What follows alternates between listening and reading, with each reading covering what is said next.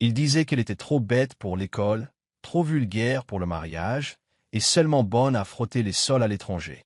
Alors, ils l'ont renvoyée comme une vieille bête. Mais 8 ans plus tard, lorsqu'Asa sortit d'une voiture de luxe devant la maison qu'ils avaient volée à son père, avec les papiers de propriété en main, ce n'était pas pour demander de l'amour. Il s'agissait de tout reprendre avec intérêt. Asa était la plus discrète de la famille. Elle parlait peu, ne ripostait pas et ne causait jamais de problème. Mais aux yeux de sa famille, cela la rendait faible. Son frère aîné était dans les affaires, sa sœur cadette poursuivait des études de médecine. Et à Asa, il la disait simplement comme ça, inutile, lente et pas assez intelligente. Il se moquait d'elle, ignorait ses opinions et la blâmait pour des choses qui n'étaient pas de sa faute. Sa mère lui disait « Tu n'y arriveras jamais ». Et ses frères et sœurs acquiesçaient. Même lorsqu'elle essayait de l'aider, il la repoussait. Puis quelque chose d'étrange se produisit. Son père, Malo, celui qu'elle aimait le plus, est décédé subitement. On a dit que c'était une maladie. Mais la façon dont les choses se sont passées lui semblait anormale. Avant même qu'Asa puisse faire son deuil, sa famille vendit tous ses biens, même la maison qu'il avait construite. Ils annoncèrent à tout le monde que la maison leur appartenait désormais, même si Asa se souvenait que son père lui avait dit qu'elle lui appartiendrait un jour. Peu après, ils lui dirent qu'elle avait de la chance. Ils lui avaient trouvé un emploi à l'étranger, au Moyen-Orient. Ils lui disaient qu'elle gagnerait beaucoup d'argent et ferait la fierté de la famille. Mais Asa savait au fond d'elle qu'il voulait juste qu'elle parte. Il ne s'agissait pas de l'aider, mais d'effacer la honte de la famille. Ils lui ont offert une valise bon marché, un faux sourire, et l'ont renvoyée comme si de rien n'était. Pas de câlin, pas d'au revoir, juste un billet d'avion et le silence. Asa n'y pleura pas. Elle regarda simplement une dernière fois la maison que son père avait construite, ignorant qu'elle lui appartiendrait à nouveau un jour. Lorsqu'Asa débarqua à Oman, elle espérait que les choses iraient mieux. Sa famille lui avait promis qu'elle travaillerait dans une bonne maison, gagnerait assez d'argent pour les aider et même en économiserait pour elle-même. Mais dès qu'elle a franchi les portes de la grande maison, ses rêves se sont brisés. La maison était belle, mais froide. À l'intérieur, les gens la regardaient comme si elle n'était rien. Dès le premier jour, Asa fut traitée comme un robot. Elle travaillait du petit matin jusqu'à tard le soir, récurant les sols, lavant le linge, cuisinant et courant dans tous les sens sans relâche. La maîtresse de maison lui criait dessus pour la moindre petite chose. L'homme l'ignorait complètement. Même les enfants étaient impolis. Elle n'avait pas le droit de s'asseoir pour manger. Parfois, on ne lui donnait que du pain et du thé. Et lorsqu'elle demandait son salaire, on lui répondait « le mois suivant ». Mais le mois suivant n'arriva jamais. Les mois passèrent, et elle n'avait toujours pas reçu l'intégralité de l'argent promis. Chaque semaine, elle essayait d'écrire des lettres à sa famille restée au pays. Elle s'est confiée dans ces lettres, leur disant qu'elle était fatiguée, effrayée et seule. Mais elle n'a jamais reçu de réponse. Pas même une seule. C'était comme si elle n'existait plus. Peu à peu, Asa commença à se sentir invisible, comme une ombre évoluant dans la vie de quelqu'un d'autre. Mais malgré cette douleur, quelque chose en elle refusait d'abandonner. Elle écoutait attentivement chaque conversation de la famille, apprenant peu à peu l'arabe. Le soir, quand tout le monde dormait, elle apprenait à lire l'anglais en lisant des magazines à la poubelle. Elle a commencé à regarder des vidéos en silence, apprenant comment fonctionnent l'argent et les affaires. Elle nettoyait le sol d'une main et écrivait de nouveaux mots de l'autre. Elle n'avait rien, mais elle construisait quelque chose de puissant en elle, quelque chose que personne ne pouvait voir, pas encore.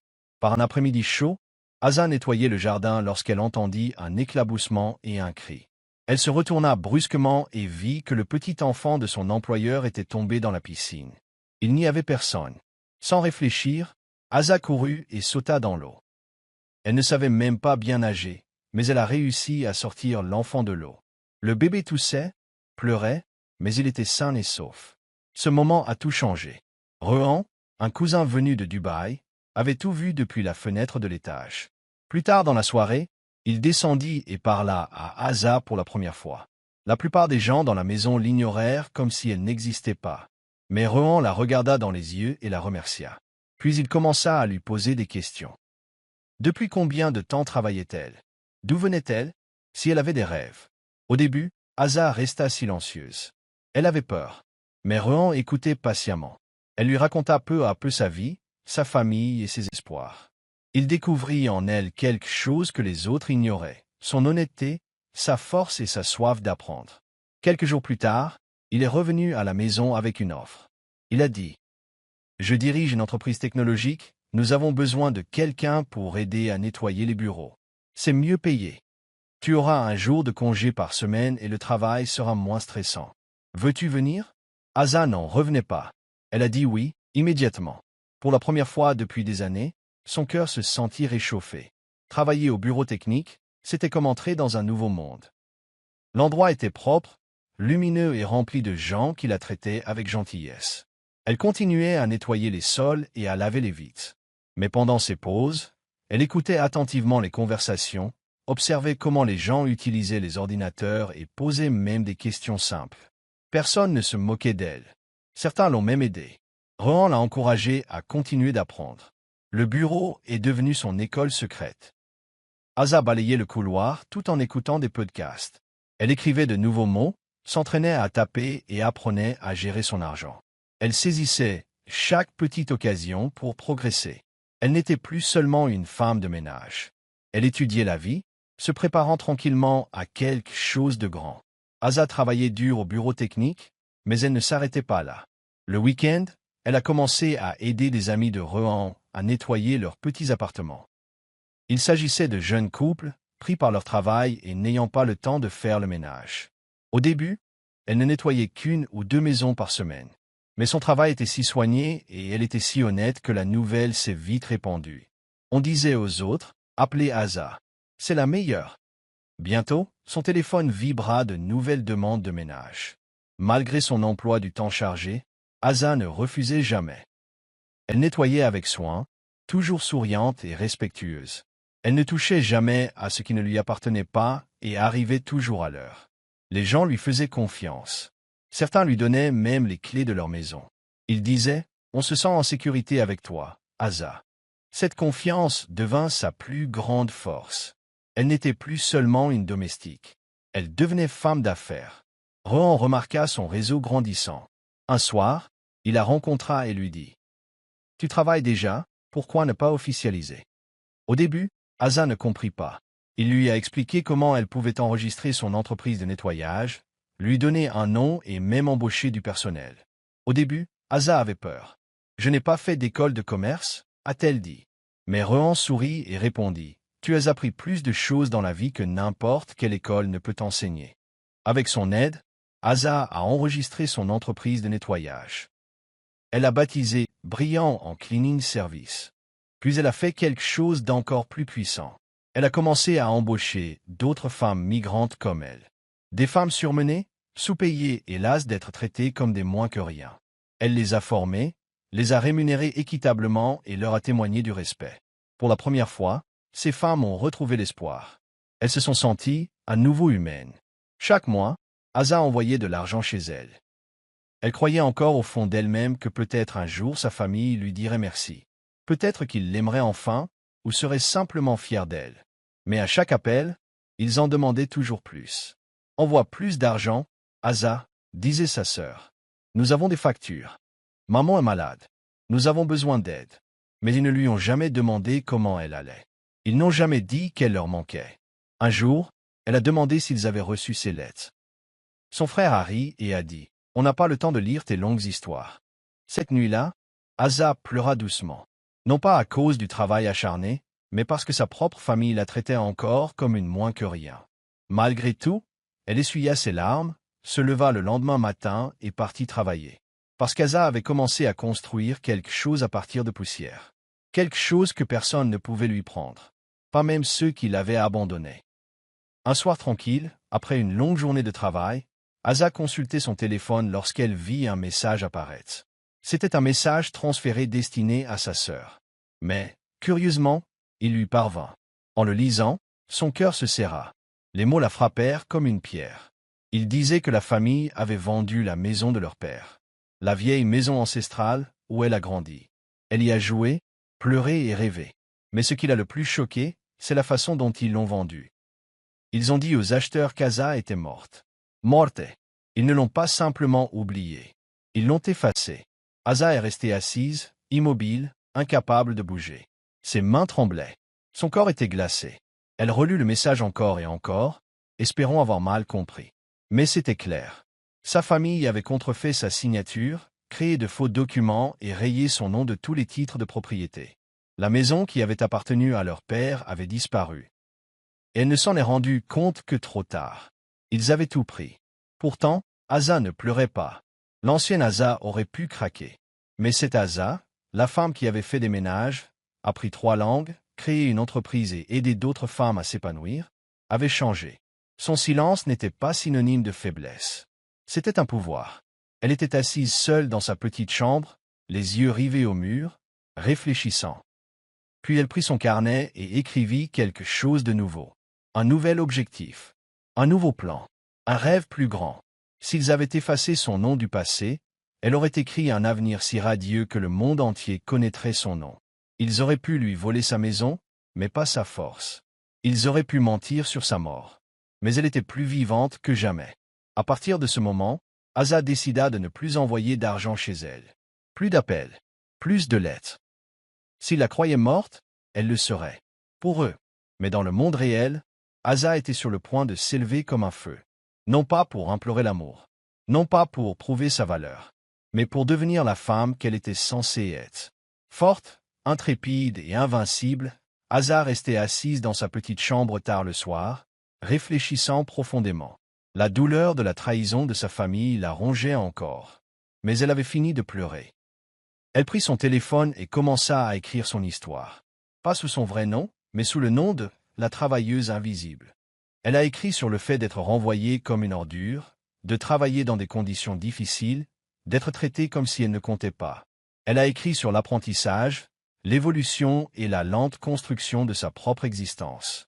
Puis elle a partagé son histoire sur les réseaux sociaux, avec des photos de son équipe de nettoyage. Des femmes migrantes fortes et fières, désormais dignes et bien payées. Un événement inattendu s'est produit. Son histoire est devenue virale. Des milliers de femmes, notamment africaines travaillant à l'étranger, ont commencé à partager leur histoire. Elles l'ont remercié d'avoir pris la parole. Il l'a qualifiée de courageuse, même s'ils ignoraient son vrai nom. Petit à petit, des gens ont commencé à la contacter pour lui demander si elle pouvait proposer des services de nettoyage dans d'autres villes. Asa a saisi l'opportunité.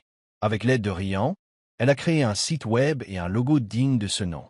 Elle a baptisé son entreprise Dini Clean, une marque synonyme de respect, d'équité et de force. Sa page s'agrandissait de semaine en semaine.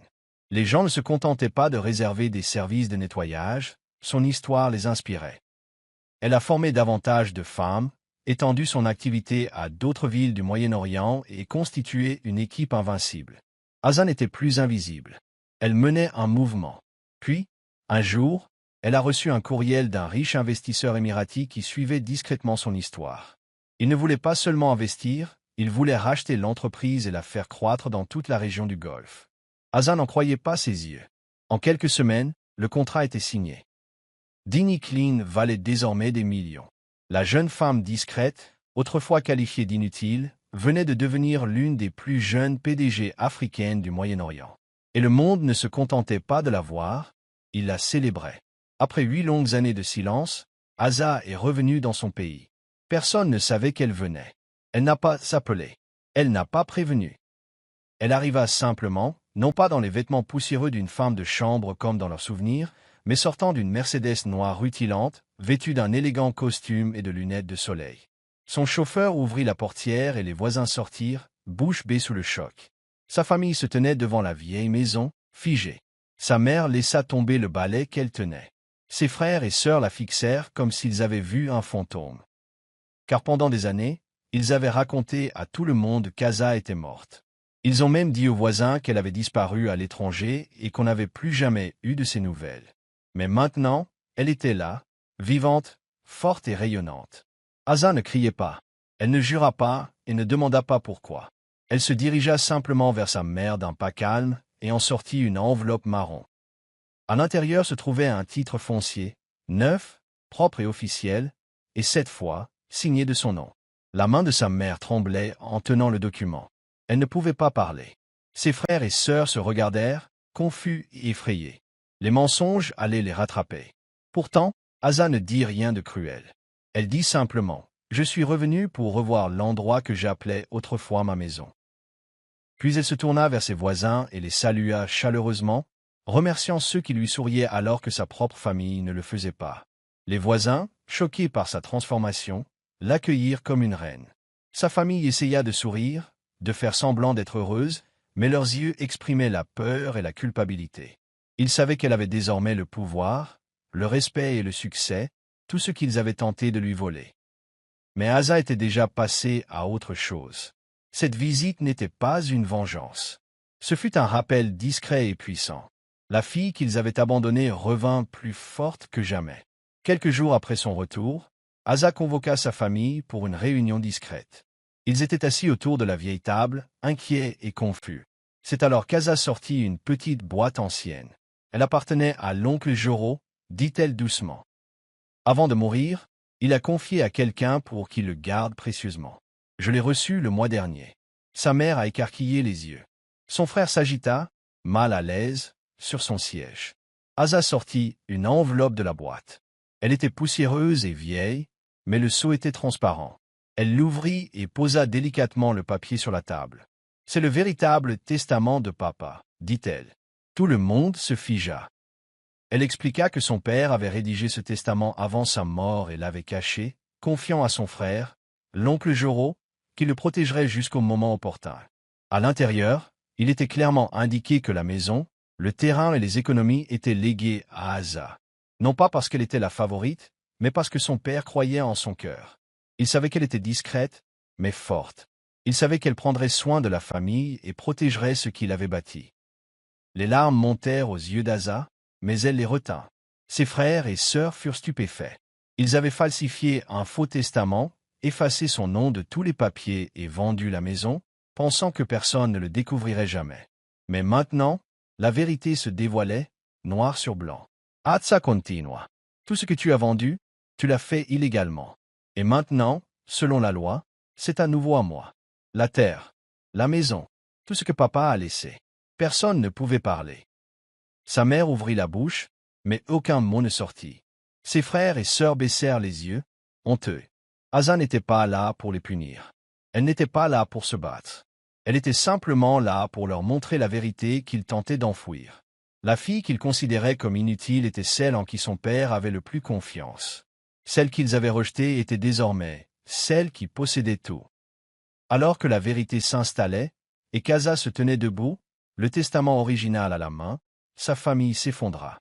Son frère, qui se moquait autrefois d'elle et la traitait d'inutile, tomba à genoux, implorant son pardon. « Asa, s'il te plaît. Nous l'ignorions. Nous étions désespérés, » s'écria-t-il. Sa sœur, qui se moquait d'elle en cachette, pleurait bruyamment, se tenant le ventre, comme si la douleur était insupportable. Leur mère, fière et manipulatrice depuis toutes ces années, tentait de s'agenouiller devant Asa, les lèvres tremblantes. Mais Asa ne recula pas.